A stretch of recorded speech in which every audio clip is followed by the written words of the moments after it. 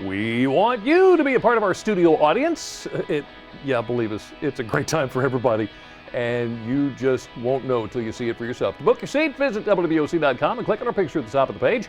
You can also give us a call, 443-880-9116. Okay, so last summer, as DelmarvaLife was helping WBOC celebrate its 60th anniversary, there was another big celebration that was going on in Salisbury. That's right. 2014 also marked the 60th anniversary of the Salisbury Zoo. Now that's a lot of fins, feathers, and fur, and also a lot of smiles from generations of families. It was actually a series of unfortunate events that led to the establishment of the Salisbury Zoo. In fact, where the zoo is now was actually the bottom of what used to be Humphreys Lake. That is until May 29, 1909. The dam broke and flooded the entire area down on the other side of the zoo, and they decided, okay, we're not going to dam this up anymore. So the city turned the land into a park, but it was a trend started by someone who found an orphaned baby deer that set the wheels in motion to turn this area into a zoo. They actually brought the deer to the city workers. Once that started, more and more people were bringing down miscellaneous animals, raccoons. There was a black bear they brought down. And the Public Works Department just made little makeshift pens for them, and people started to enjoy that. And in 1954, the Salisbury Zoological Park officially opened. After that, more exotic animals started making their way here. The jaguar came, I would say, maybe 5 or 6 years after it opened. They just wanted to build on that. That was a bigger animal. It grabbed attention from people. But it wasn't until the zoo received its Association of Zoos and Aquariums accreditation in the 70s that things really started to grow. With that accreditation, it broadened our collection, because we were able to get animals that we weren't readily were on trade. We could go and get them from other zoos across the United States. Because of the zoo's limited space, most animals are smaller species from North, Central, and South America. Most of our animals are not from the wild. Some we have agreements with, like Brazil, for our ocelots that we may get if they're in a breeding and SSP program, which is Species Survival Program. Those agreements mean they will breed the animals and then place them back into the wild. But the decision to breed is based on several factors, including the gene pool and available facilities in the zoo. For the red wolves, however, Mary says the decision to breed was simple. There's only 150 in the wild. And so that matrix, that gene matrix, is so complicated. Luckily, our female had a good gene mix for this male we just got in October. So we are in a breeding situation with them. And that exhibit is prepared to have babies, has had babies before. And recently, the zoo's Andean bear gave birth to a cub. She surprised everyone here, actually, quite a bit. 5-year-old Chaska is relatively new to the zoo. She's just got a lot of spunk, and we're very grateful. We actually got her from the Smithsonian, so they're ecstatic that we have her and that she's close. And her mother, Billie Jean, is at National Zoos. And zookeepers were hoping she and older bear Gritto would mate. In late January, the cub arrived. I heard the baby pretty much right away, and within a few seconds knew what it was, and just made myself scarce and called my boss. And from that point on, we really didn't do anything for about a week.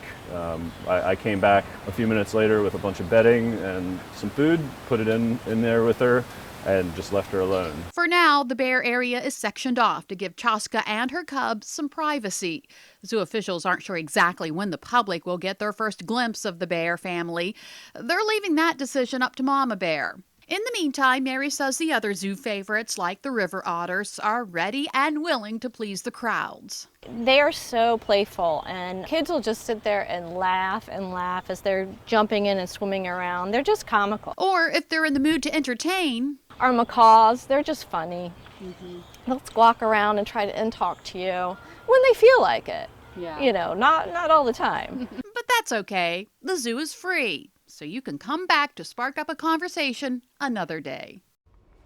And as part of the zoo's Renew the Zoo campaign, the zoo recently embarked on its largest capital project in its 60-year history. The zoo just opened a new state-of-the-art animal health clinic to treat infirm animals from the zoo's collection and to quarantine new animals arriving at the zoo. Now, DelmarvaLife Sean Stryker joins us now from the zoo. So, Sean, we hear this is one of the most expensive upgrades ever at the zoo. Jimmy and Lisa, it may have been one of the most expensive, but it was also one of the most needed. Before the new animal clinic, they used to have to do surgeries outside, which I'm sure you can imagine is not ideal. I'm here with Zoo Director Ralph Piland. Ralph, thanks so much for joining me. Now, this new animal clinic has to make your life here a lot easier. It'll make our lives easier, but more importantly, it'll make the lives of our animals easier and better. So explain to me, what is it for? What's the purpose of it? Well, the building provides an essential service to our collection. It really is an industry standard, and it's expected of modern zoos.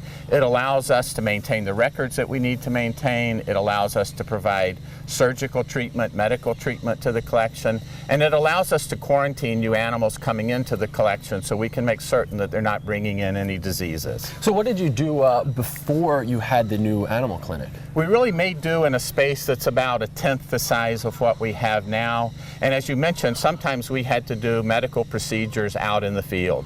It also helps you keep a certain accreditation. Correct. We're accredited by the Association of Zoos and Aquariums, which is the premier accrediting body for zoos in the United States and North America. And it's important to us in our ability to maintain relationships with other zoos and other institutions. And again, it reflects that this zoo, the city's zoo of Salisbury, works to maintain industry standards and best practices. So something else that's very interesting about this building is it's LEED certified.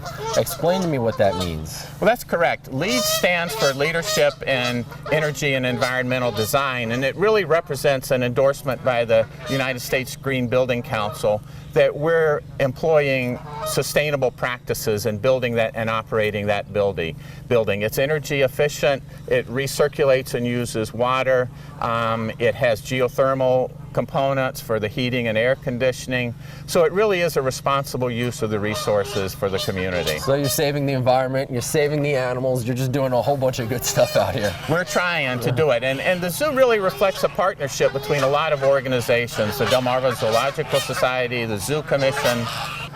All those partners are critical to making this happen and work. So you're excited, and these birds around us are definitely excited. And if you never checked out the zoo, you definitely should come by. It's open every day, year-round from 9 to 4:30. It's free admissions, but it's closed on a couple holidays, and due to some inclement weather, they may close as well. So definitely call and make sure they're open. I'll tell you what I do, Jimmy and Lisa. I run around this park, and I'll admit I take a couple of breaks and check out the animals on the way. I'll send it back to you guys. Thank you, Sean. I do too. It's a great place, the park and all that, to go run around. Well, I don't know about you, but after a long day at the zoo, I always have a big appetite. That's why next, we're cooking dinner. After the break, we're in the DelmarvaLife kitchen making homemade pasta. You won't want to miss it. DelmarvaLife, we'll be right back.